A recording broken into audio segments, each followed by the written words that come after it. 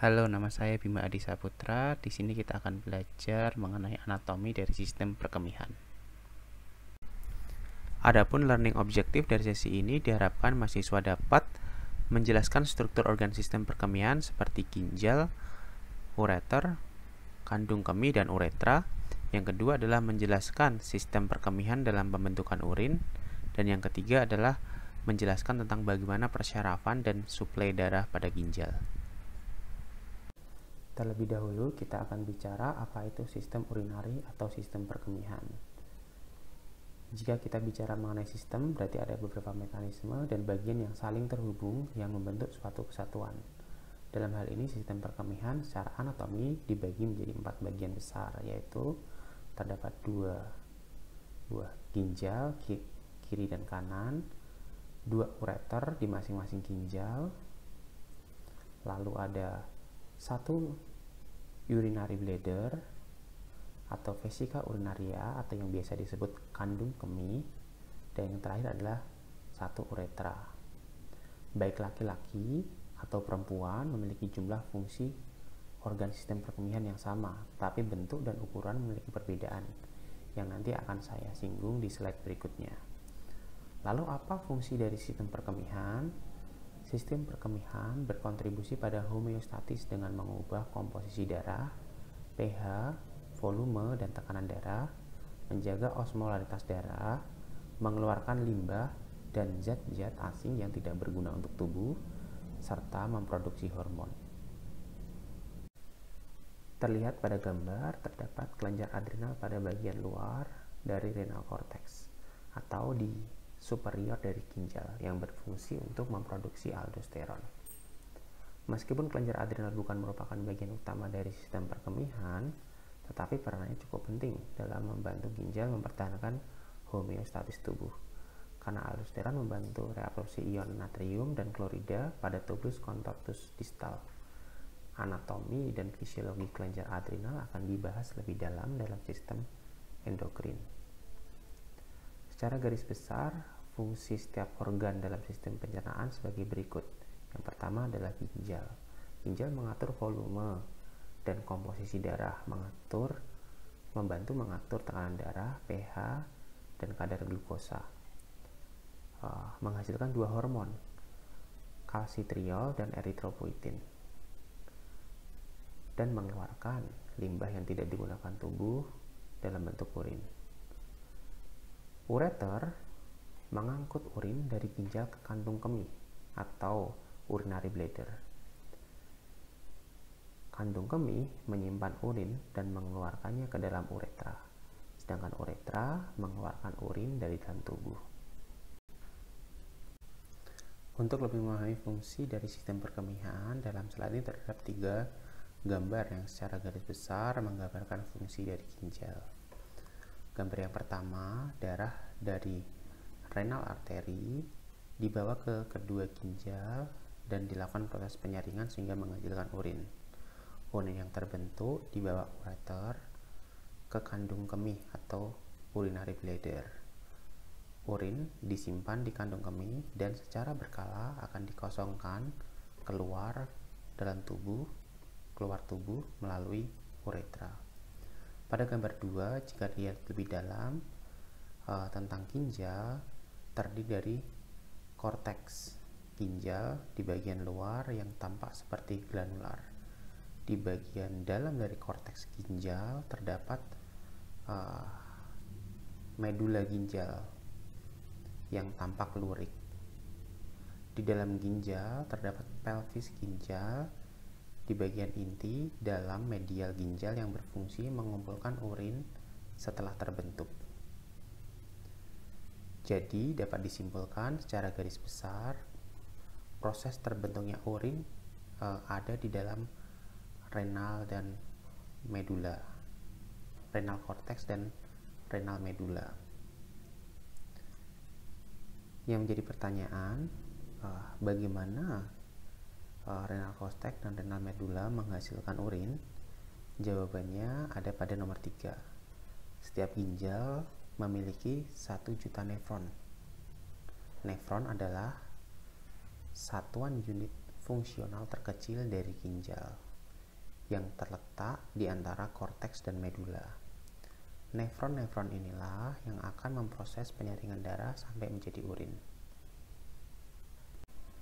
Pada bagian ini kita akan berbicara tentang bagian dari eksternal anatomi ginjal. Ginjal merupakan bagian penting dari tubuh manusia. Oleh karena itu, setiap bagian organ vital di tubuh kita didesain dan dilengkapi Tuhan agar tetap aman baik dari benturan ringan maupun trauma yang lainnya. Sama seperti ginjal, ginjal kiri terletak sekitar torakal 12 hingga lumbal 3, sedangkan ginjal kanan terletak lebih rendah karena ada organ hati atau liver di sana. Bagian atas ginjal dilindungi oleh tulang rusuk ke-11 dan 12. Setiap ginjal memiliki berat sekitar 125 sampai 175 gram.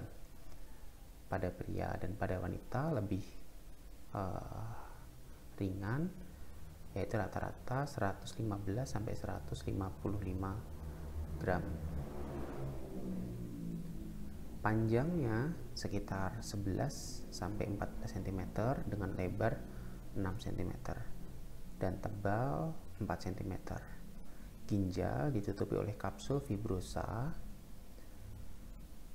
yang terdiri dari jaringan ikat yang membantu mempertahankan bentuk dan juga menjaga dan melindungi ginjal itu sendiri. Bagian luar ginjal dibagi menjadi 3 lapisan. Lapisan yang paling dalam disebut renal kapsul.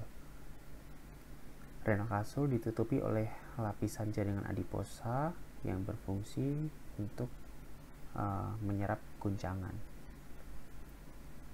yang disebut juga sebagai bantalan lemak ginjal. Sedangkan renal adiposa dikelilingi oleh renal fascia, ginjal yang berstruktur lebih keras. Renal fascia pada ginjal juga berfungsi mengikat ginjal dengan kuat di dinding perut posterior dalam posisi retroperitoneal. Pada superior setiap ginjal terdapat kelenjar adrenal. Seperti yang sudah saya jelaskan pada slide sebelumnya, dalam kelenjar adrenal terdapat korteks adrenal yang secara langsung mempengaruhi fungsi ginjal melalui produksi hormon aldosteron untuk merangsang reabsorpsi dari natrium. Setelah tadi kita membahas tentang bagian eksternal dari ginjal, kita akan membahas bagian internal dari ginjal. Di dalam ginjal menunjukkan dua daerah yang berbeda. Seperti yang sudah saya jelaskan tadi, ada daerah yang superficial berwarna merah muda yang disebut dengan korteks ginjal, dan daerah dalam berwarna coklat kemerahan yang lebih gelap disebut medula. Medula ginjal terdiri dari beberapa piramida ginjal berbentuk kerucut. Ujung piramida yang lebih besar menghadap ke korteks ginjal, dan ujung yang lebih sempit disebut papila ginjal mengarah ke hilum ginjal. Korteks ginjal adalah area berstruktur halus yang membentang dari kapsul ginjal ke dasar piramida ginjal yang dibagi menjadi zona kortikal luar dan zona jutak medulari. Bagian korteks ginjal yang memanjang di antara piramida ginjal disebut kolom ginjal. Kolom ginjal adalah sebuah lobus ginjal terdiri dari piramidal ginjal. Korteks ginjal dari medula ginjal membentuk parenkim atau bagian fungsional dari ginjal. Di dalam parenkim tersebut terdapat unit fungsional ginjal sekitar 1 juta struktur mikroskopis yang disebut dengan nefron. Filtrat cairan yang disaring yang dibentuk oleh nefron mengalir ke saluran papiler besar yang memanjang melalui papila ginjal piramida. Ductus papiler bermuara dalam struktur seperti cangkir yang disebut kalik minor dan kalik mayor. Setiap ginjal memiliki 8 sampai 18 kalik minor dan 2 atau 3 kalik mayor. Kalik minor menerima urin dari ductus papiler, salah satu papila ginjal, dan mengirimnya ke kalik mayor. Setelah filtrat masuk ke dalam kaliks, filtrat itu disebut dengan urin karena tidak ada reabsorpsi lebih lanjut yang terjadi. Alasan tidak terjadinya reabsorpsi karena ketika berada di kalik, epitel nefron berubah menjadi epitel transisional di kalik. Dari kalik mayor, urin mengalir ke suatu rongga besar yang disebut pelvis ginjal, dan kemudian keluar melalui ureter ke kandung kemih. Jaringan membantu menstabilkan posisi struktur ini di sinus ginjal. Hilus berkembang menjadi rongga di dalam ginjal yang disebut dengan sinus ginjal, yang berisi bagian dari panggul ginjal, kaliks, dan cabang-cabang pembuluh darah dan saraf ginjal. Bagaimanakah peredaran darah pada ginjal? Ginjal menerima darah sekitar 20-25% dari total cardiac output melalui arteri renalis kanan dan kiri. Pada orang dewasa, aliran darah menuju ginjal sekitar 1200 ml per menit. Dalam ginjal, arteri renalis bercabang menjadi beberapa arteri segmental yang mensuplai area di dalam ginjal. Arteri segmental akan membentuk arteri interlobar. Pada batas korteks dan medula, arteri interlobar akan menjadi arteri arcuata yang bercabang menjadi arteri arcuata yang melengkung di atas basis piramid. Suplai darah oleh arteri arcuata akan dialirkan keluar oleh arteri kortikal radial. Arteri kortikal medial akan bercabang menjadi afferent arteriole yang memasok darah pada glomerulus. Selanjutnya darah dialirkan menuju efferent arteriole.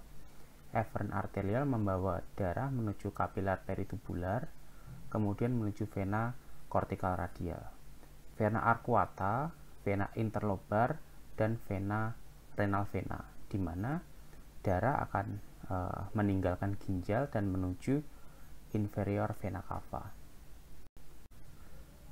Di dalam ginjal, banyak saraf ginjal berasal dari ganglion ginjal yang melewati renal plexus ginjal ke ginjal bersama dengan renal artery.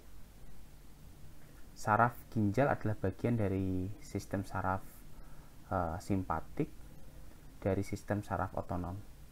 Sebagian besar adalah saraf vasomotor yang mengatur aliran darah melalui ginjal dengan menyebabkan vasodilatasi atau vasokonstriksi dari arteriol ginjal. Gambar ini adalah gambar dari satu nefron.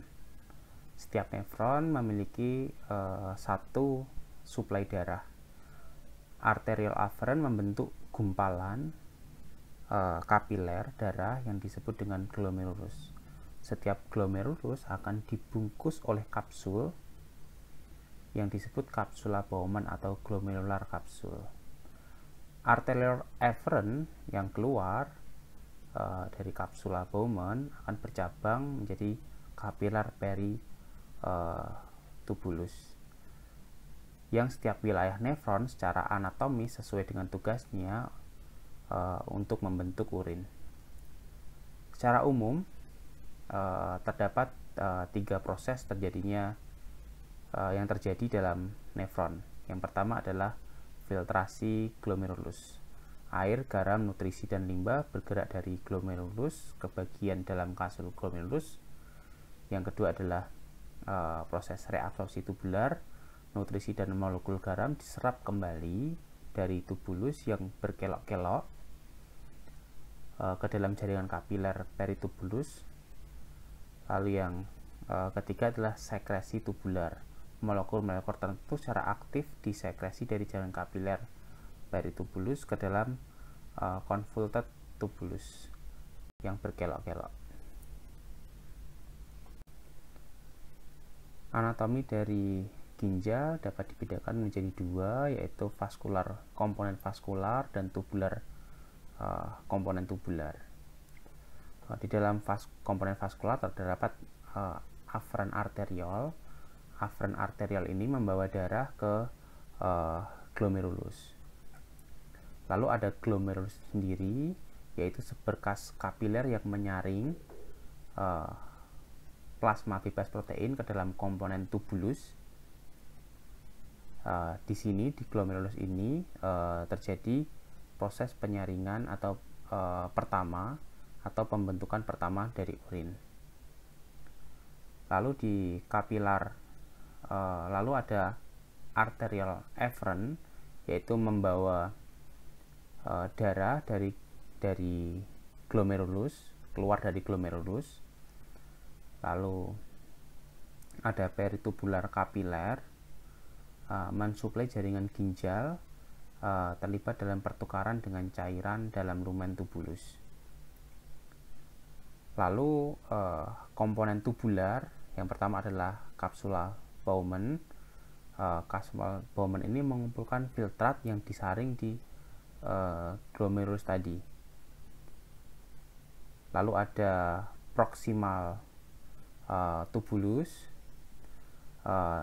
Di sana terjadi reabsorpsi dan sekresi zat-zat tertentu. Lalu ada lobe of Henle, menetapkan gradien osmotik di medula ginjal yang penting untuk kemampuan ginjal memproduksi urin dengan konsentrasi yang bervariasi. Lalu yang terakhir adalah distal tubulus dan collecting duct. Di sana terjadi reabsorpsi beberapa zat seperti natrium, H2O, dan sekresi kalium dan ion hidrogen terjadi di sana. Cairan yang keluar dari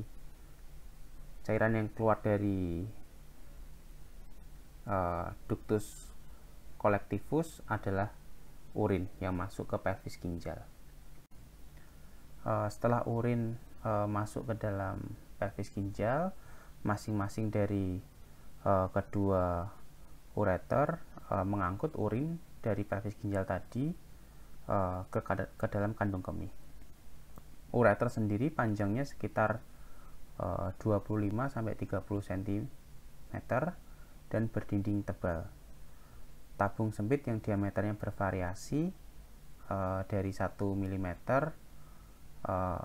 sampai 10 mm di sepanjang jalurnya antara pelvis ginjal sampai dengan kandung kemih. Lapisan terdalam mukosa sepanjang sebagian besar panjang ureter dilapisi perantara muscularis terdiri dari lapisan longitudinal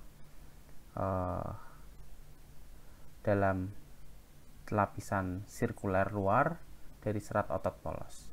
Lapisan superficial ureter adalah adventitia. Lapisan jaring ikat arteriol yang mengandung pembuluh darah limfatik, dan saraf yang mensarafi muscularis dan mukosa. Kandung kemih adalah organ muskular berongga dan dapat mengembang yang terletak di rongga panggul di posterior symphysis pubis. Pada laki-laki letaknya tepat di depan rektum, dan pada wanita terletak di anterior vagina dan inferior uterus. Kandung kemih berbentuk bulat ketika kosong, dapat mengecil dan meregang ketika berisi urin. Saat volume urin meningkat, ia akan berbentuk seperti buah pir dan naik ke rongga perut. Kapasitas kandung kemih rata-rata 700-800 mili. Tetapi pada wanita dapat lebih kecil karena rahim menempati ruang di atas kandung kemih. Di dasar kandung kemih terdapat area segitiga kecil yang disebut trigonum. Di ujung dari trigonum terdapat internal urethral sphincter, dan lebih jauh lagi terdapat external urethral sphincter. Tiga lapisan pembentuk dinding kandung kemih. Bagian terdalam adalah mukosa. Membran mukosa terdiri dari epitel transisional dan lamina propria. Di bawahnya mirip dengan ureter. Rugae atau lipatan pada mukosa juga ada untuk memungkinkan perluasan kandung kemih ketika terisi urin. Di sekitar mukosa terdapat muscularis intermediate, juga disebut otot detrusor, untuk mendorong ke bawah, yang terdiri dari 3 lapisan serat otot polos, lapisan longitudinal dalam, sirkuler tengah, dan lapisan longitudinal luar. Lalu lapisan terakhir yaitu adventitia, sebuah jaringan ikat areolar yang menyambung dengan ureter. Uretra adalah tabung kecil yang mengarah dari lubang uretra internal di dasar kandung kemih ke bagian luar tubuh. Pada pria dan wanita, uretra adalah bagian terminal dari sistem kemih dan saluran untuk mengeluarkan urin dari badan tubuh. Pada pria, uretra juga digunakan sebagai saluran untuk mengeluarkan sperma. Pada wanita, uretra terletak tepat di belakang simfifis pubis, memiliki panjang 4 cm. Pada laki-laki, uretra juga memanjang dari orifisium uretra interna ke bagian luar, tetapi panjangnya berbeda pada wanita. Uretra pria pertama-tama melewati prostat, kemudian melalui otot-otot dalam perineum, dan akhirnya melalui penis dengan jarak sekitar 20 cm. Berikut ada ringkasan dari organ sistem perkemihan. Silahkan di pause videonya untuk membaca mulai dari ginjal, ureters, kantong kemih atau urinary bladder, dan uretra. Berikut adalah referensi yang digunakan dalam materi ini. Sampai jumpa pada pertemuan selanjutnya.